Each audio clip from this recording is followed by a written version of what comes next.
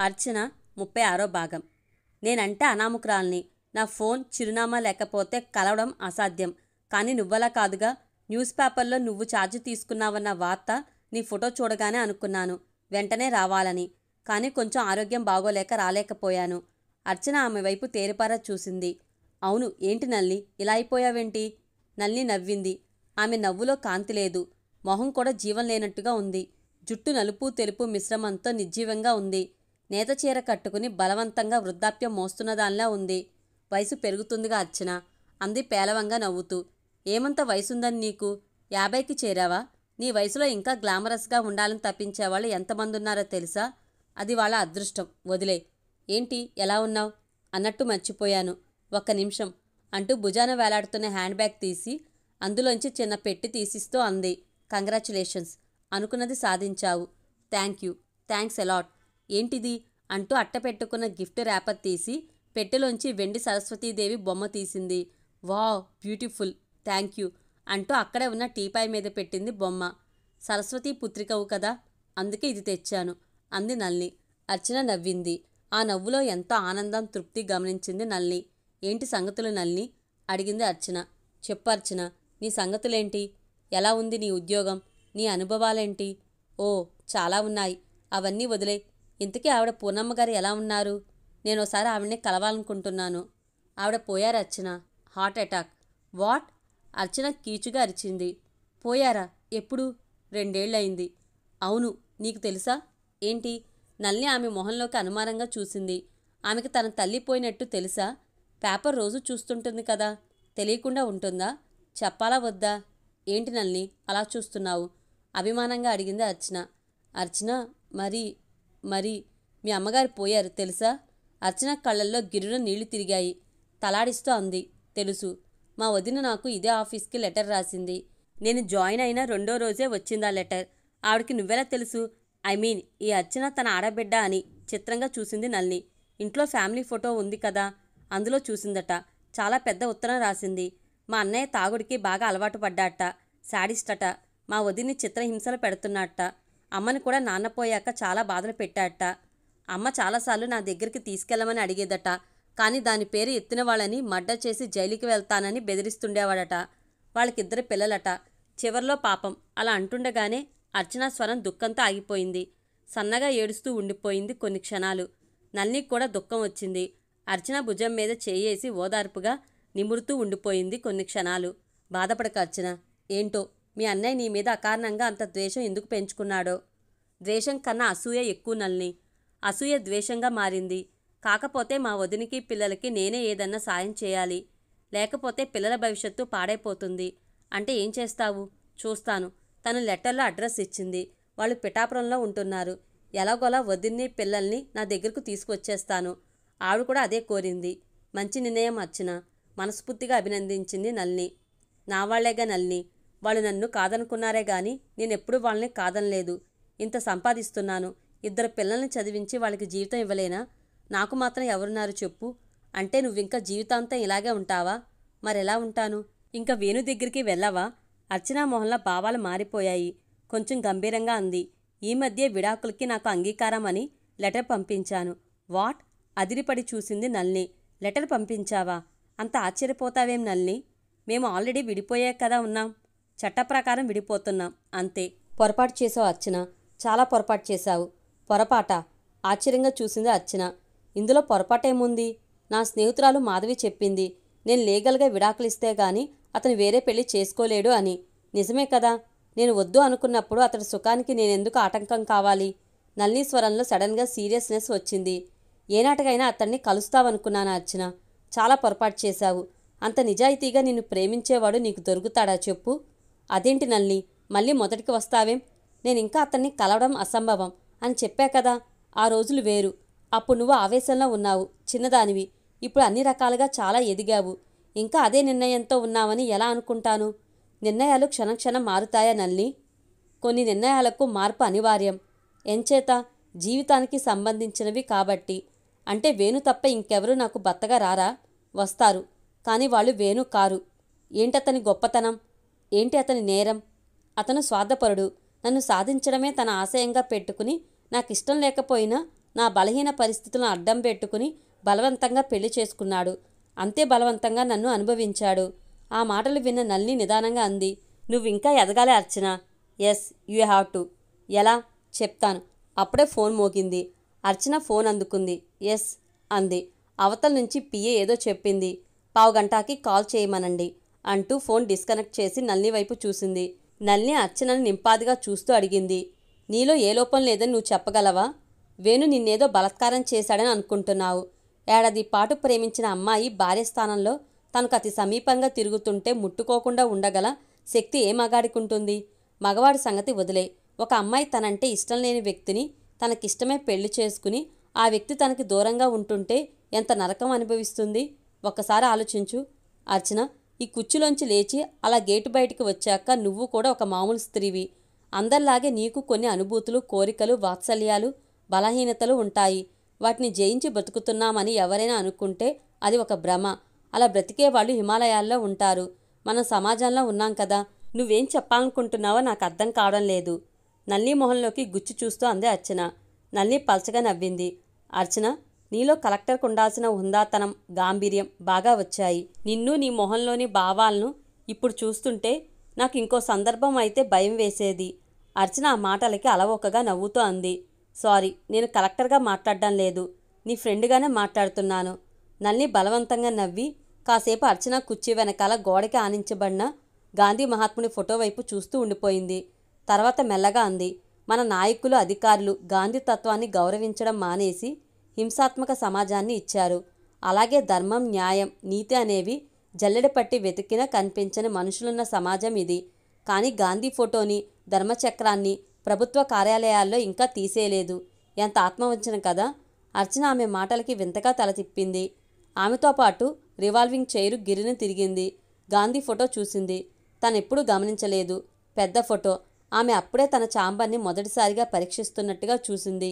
విశాలమైన టేబుల్ మీద ఓ పక్క చిన్న జాతీయ పతాకం, మరో పక్క 3 సింహాల బొమ్మ. ప్రభుత్వాధికారి ఛాంబర్లో ఉండాల్సిన హంగులన్నీ ఉన్నాయి. ఇవన్నీ దేనికి? నీతికి, న్యాయానికి, ధర్మానికి కట్టుబడి ఉండమని చెప్పడం కోసం కదా. నిజానికి నళిని అన్నట్టు ఎవరు కట్టుబడి ఉంటున్నారు? లంచం తీసుకునే అధికారులున్నారా? ధర్మంగా పాలించే నాయకులున్నారా? అహింసాయుత సమాజం కోసం కృషి చేస్తున్న వాళ్ళు ఎవరున్నారు?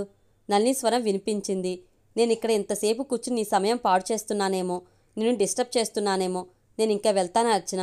నో, అదేం లేదు. పనులుంటే తర్వాత చేసుకుంటాను. ఎంతో కాలానికి కలిసిన ప్రాణ స్నేహితురాలివి. నీతో కాసేపు గడపడం వలన కొంపలంటుకుపోయేదేం లేదు. నళిని, ఇంతకీ నువ్వేదో చెప్తూ ఆపేశావు. చెప్పు, ఏం చెప్పాలనుకున్నావు? నళిని తలాడిస్తూ అంది.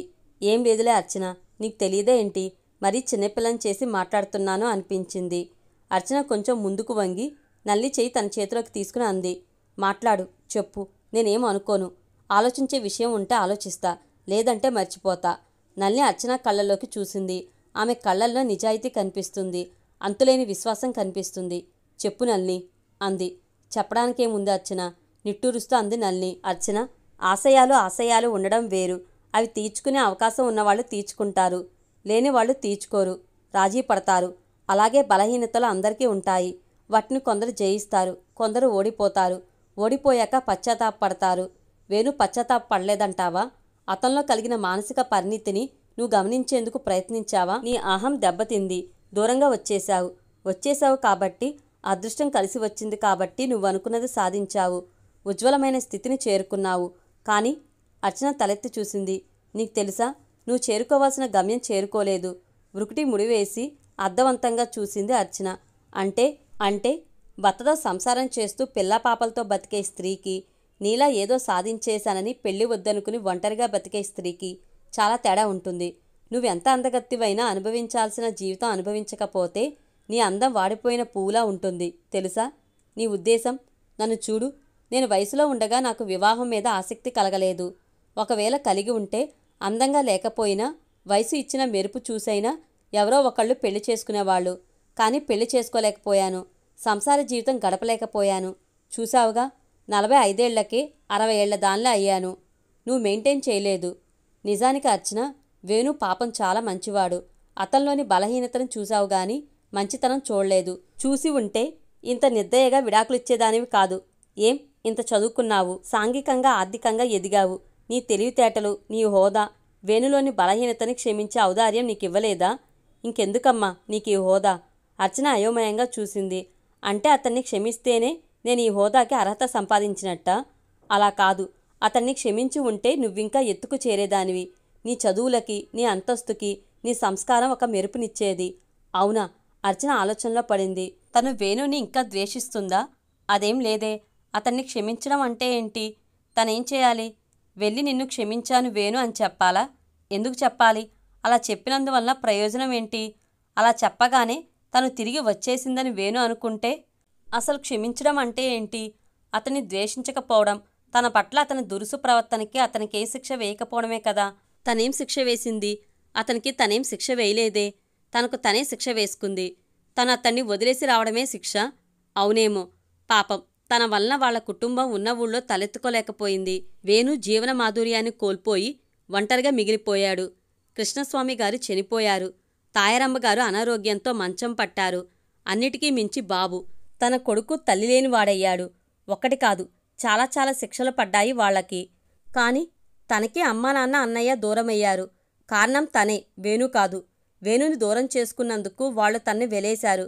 బహుశా వేణుతో బతికి ఉంటే అంతా తన్ని ఆదరించేవాళ్లేమో. అంటే మనసు చంపుకుని, ఆత్మను చంపుకుని, వ్యక్తిత్వాన్ని చంపుకుని, ఆడపిల్లలు భర్త అనేవాడితో అన్ని విధాలుగా రాజీపడి బ్రతికితేనే బంధువులు మిత్రులు అనబడి ఈ సమాజం ఆడదాన్ని ఆదరిస్తుందన్నమాట. ఎంత అన్యాయం! ఈ అన్యాయం గురించి నల్ని, మాధవి లాంటి సాధారణ స్త్రీలకి విపులంగా తెలియజేయడం ఎలా? నల్ని స్వరం మళ్ళీ వినిపించింది. నాకు తెలుసు, నా మాటలు నీకు నచ్చలేదు. కానీ నే కోరేది ఏంటంటే, నీ హోదా, అభిప్రాయాలు, భావాలు పక్కన పెట్టి ఒక విద్యావంతురాలైన స్త్రీగా, సంస్కారవంతురాలిగా ఆలోచించు. చిన్న క్షమాపణ మనసుకి ఎంత తృప్తినిస్తుందో. మనం గుంపులో ఉంటాం. ఎవరో కాలు తొక్కుతారు. మనం బాధతో కెవ్వుమని అరిచి మనసులో వాళ్ళని గుడ్డివాళ్ల కళ్ళు కనిపించడం లేదా, ఈడియట్స్ అని తిట్టుకుంటాం. వాళ్ళు మన వైపు క్షమార్పణగా చూసి సారీ అండి అంటారు. అప్పుడు ఏమంటాం? నవ్వేసి ఊరుకుంటామా లేదా? అదే సంస్కారం. అలా కాకుండా మన మనసులో క్షణంలో కలిగిన భావాల తాలూకు భాష ఉపయోగించి తిడితే ఏం జరుగుతుంది? మాటా పెరుగుతుంది. ఉచితానుచితాలు, సభ్యతా సంస్కారాలు, విచక్షణ జ్ఞానం అన్నీ కోల్పోతాం. అందరూ మనల్ని వింతగా చూస్తారు.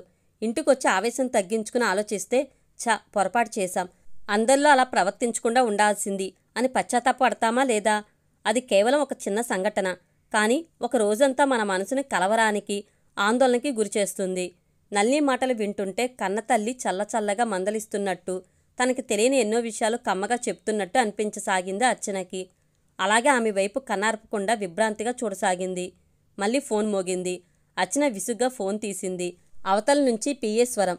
Sorry for the disturbance madam. CS గారి ఫోన్. అర్చన కంగారుగా ఎస్ఎస్ కనెక్ట్ చేయండి అంది. ఆమె మొహంలో, స్వరంలో స్పష్టంగా ఉన్న కంగారు చూసి ఇంపార్టెంట్ ఫోన్ అనుకున్న నల్ని చేతివాచి చూసుకుంది. మాటల్లో గమనించలేదు. తనొచ్చి అరగంట దాటింది. ఒక కలెక్టర్ దగ్గర ఆమె ఆఫీసులో ఇంతసేపు కూర్చోవడం అంటే తను చాలా తప్పు చేసినట్టు అనిపించింది. ఎన్ని పనులుంటాయి వీళ్ళకి, అనుకుంటూ సోఫాలో పక్కనే పెట్టుకున్న హ్యాండ్ బ్యాగ్ తీసి భుజాన వేసుకుంది. అర్చన ఎస్ అంటూ ఎంతో నమ్రతగా అవతలి వాళ్ల మాటలకి స్పందిస్తుంది. 3 నిమిషాల తర్వాత ఫోన్ పెట్టేసింది. నల్ని మెల్లగా అంది. సారీ అర్చన, చాలాసేపు కూర్చుని నీ పనికి ఆటంకం కలిగించాను. ఇంకా వెళ్తాను. అర్చన లేస్తూ అంది. ఓకే నల్ని, మళ్ళీ కలుద్దాం. నీ ఫోన్ నెంబర్ పిఏకి ఇచ్చి వెళ్ళు. అలాగే. నా మాటలు నీకు బాధ కలిగిస్తే క్షమించు. కానీ ఆలోచించడం మాత్రం మర్చిపోకు. వేణు చాప్టర్ ముగిసింది. ఇంకెవరైనా పెళ్లి చేసుకుని హ్యాపీగా ఉండాలని కోరుకుంటున్నాను అంది నల్ని గది బయటికి నడుస్తూ. అర్చన తల పంకిస్తూ నవ్వింది. అలా నవ్వడంలోనే అనుభవజ్ఞురాలైన నల్నికి అర్థమైంది. ఈమె ఖచ్చితంగా ఆలోచిస్తుందో అనుకుంది. నల్లిని పంపించాక మీటింగ్లతో, కలవడానికి వచ్చిన కాంట్రాక్టర్లతో బిజీ అయిపోయింది అర్చన. కానీ అస్పష్టంగా ఆమె మెదడులో నల్లి మెత్తమెత్తగా వేసిన మాటల తోటాలు చిటచిట పేలుతున్నట్టుగా మధ్య మధ్యలో పరధ్యానంలోకి వెళ్ళిపోతూ తనను తాను సంభాళించుకుంటూ గడిపేసింది. సాయంత్రం 6-6:30 మధ్య బయట ఉధృతంగా వర్షం కురుస్తుంది. మాధవి ఇటీవలే కొన్న కారులో తనే డ్రైవ్ చేసుకుంటూ వెళ్ళి కౌశిక్ని స్కూల్ నుంచి ట్యూషన్కి, అక్కడి నుంచి ఇంటికి తీసుకొచ్చి వాడికి స్నాక్స్, పాలు ఇచ్చింది. వాడు హోంవర్క్ చేసుకుంటున్నాడు. పాప హాల్లో బొమ్మలతో ఆడుకుంటుంది. పిల్లలిద్దరినీ బయటికి తీసుకువెళ్లాలంటే బండి మీద ఇబ్బందిగా ఉందని చక్రవర్తి మాధవికి వేరే కారు కొనిచ్చాడు. ఆమె డ్రైవింగ్ స్కూల్లో చేరి డ్రైవింగ్ నేర్చుకుంది. ఇప్పుడు ఎక్కడికి వెళ్లాలన్నా చక్రవర్తి కోసం ఎదురు చూడాల్సిన అవసరం ఉండడం లేదు. ఆమె కోసం పనులన్నీ మానుకుని చక్రవర్తి పరుగులు పెడుతూ ఇంటికి రావాల్సిన అవసరం కూడా లేదు. బ్యాంక్ అయిపోగానే కాసేపు స్నేహితులతో గడిపి తాపీగా వస్తున్నాడు.